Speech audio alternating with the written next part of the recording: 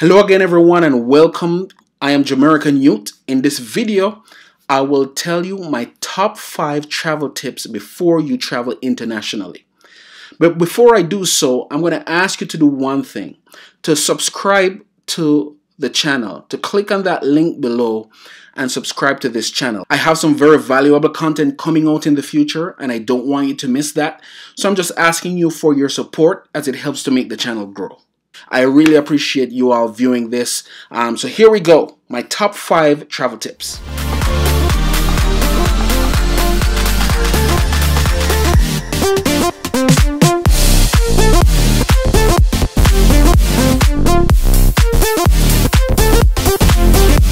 So tip number 1, make sure your travel documents are current and up to date.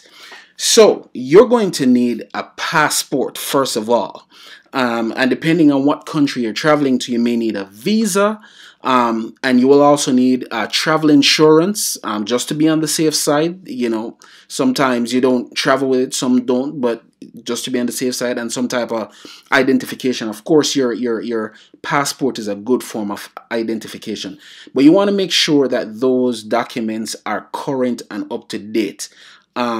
You know, some countries might require you to use an e-visa to enter their country, or there might be a visa on arrival, or you just might need a regular visa stamped inside your passport before you can travel to that country. That type of information, you will have to know that ahead of time. Make sure you do your research, do that a few months ahead of time, and make sure that all of those things are current and up to date. Read about whether a country requires any special other documentation. So for example, if you're traveling to a country in Africa, sometimes it might require you to have a yellow fever shot. You want to make sure you have that.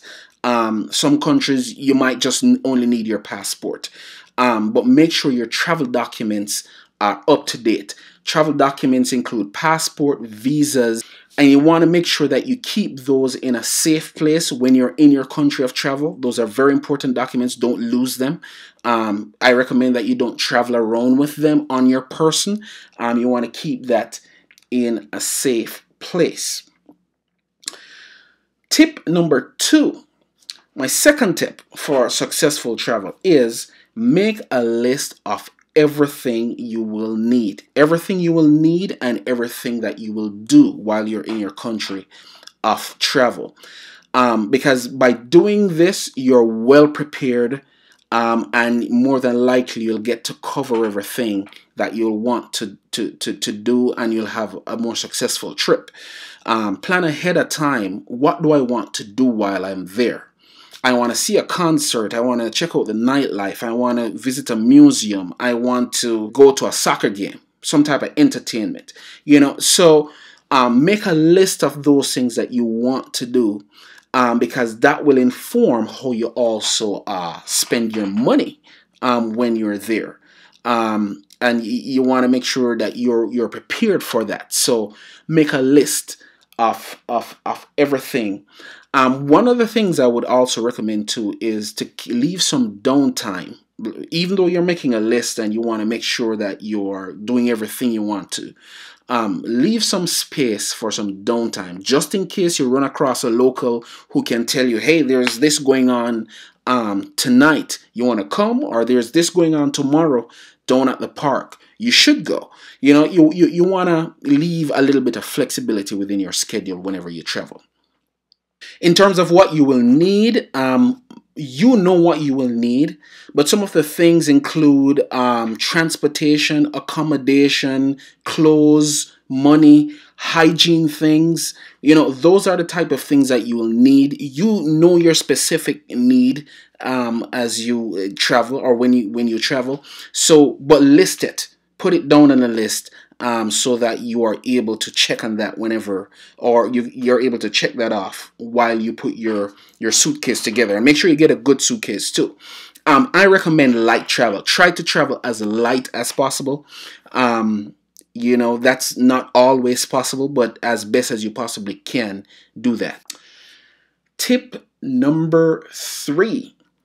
Learn about the currency of the country that you're traveling to. This is very important because this is also a part of your planning phase.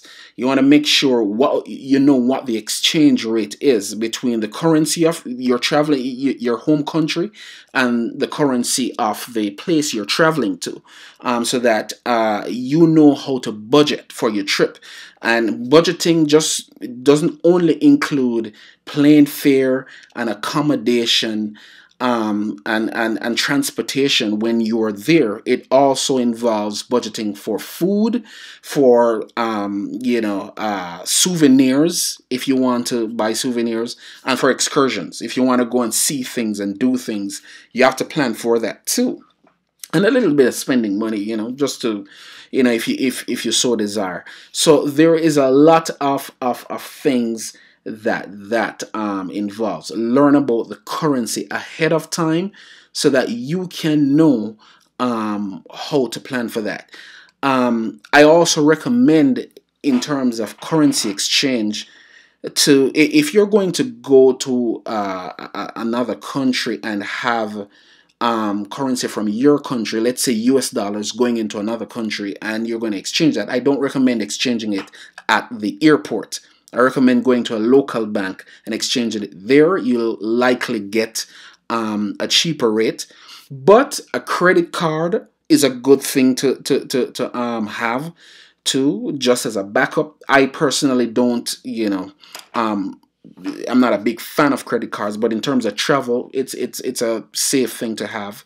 And a debit card too, you can use that, but there are fees that are associated whenever you use it, so in another country. So just be mindful of those things, but make sure you know the exchange rate of the country that you're going to. Tip number 4. Learn a little bit about the language of the country that you're visiting. Now, obviously, there are some countries that whenever you visit, they are already English-speaking country if you're an English speaker, or they speak the same language that you speak. However, if you like to be adventurous like I do, I like to go into countries that doesn't speak my language, then you want to learn a little bit about the language. It helps, and whenever you interact with the locals there, you'll get points with them. You'll score points with the locals there. So one of the tips that I have, or one of the things that I do, is I make flashcards, 60 phrases that I am going to, I think I will use on a regular basis. And I put the English translation on one side of the flashcard, and the, let's say it's Spanish, the Spanish translation on the other side of the flashcard, and I study those phrases. I study a lot, especially those 2 weeks leading up to whenever I travel. I study those phrases so that I at least know a few words or a few phrases in that language. That will help, that will help a little bit, and that's what I do. The 2 weeks before I go there, I really go over those words and make sure that I can at least converse a little bit. It helps. A little bit goes a long way. Even if you think, you're not going to learn an entire language in 2 weeks, but it's important to at least be able to communicate with the locals. So I definitely recommend that you do that. My final tip number 5, is to travel with a first aid kit. It is really important that you travel with something or some type of medication, or some type of vitamin C, or something that can boost your immune system, because whenever you travel outside of your environment, outside of your comfort zone, there are lots of different people that you're interacting with. You're going into a new space. You don't know what's around in the atmosphere that you are. So you want to protect yourself. So travel with a first aid kit, get some vitamin C. If you're on any medication, take a little bit of that with you. Band-aids, stuff like that. Rub it, a little bit of rubbing alcohol. It doesn't have to be in a very large quantity, but it should be in enough of a quantity that can hold you over should you get a little bit ill, you know. And some of the most, you know, common things when people travel that they'll pick up is, you know, things resembling the flu or the cold. You know, it might not be exclusively that, but people, you get stuffy, you'll get runny nose, you'll get, you know, coffee, you'll cough a lot, you know. And so to avoid stuff like that, you know, travel with some vitamin C. Take some vitamin C while you're there and just keep yourself healthy, because you need to be healthy in order to enjoy your trip. So you want to make sure that you go the extra mile to do that.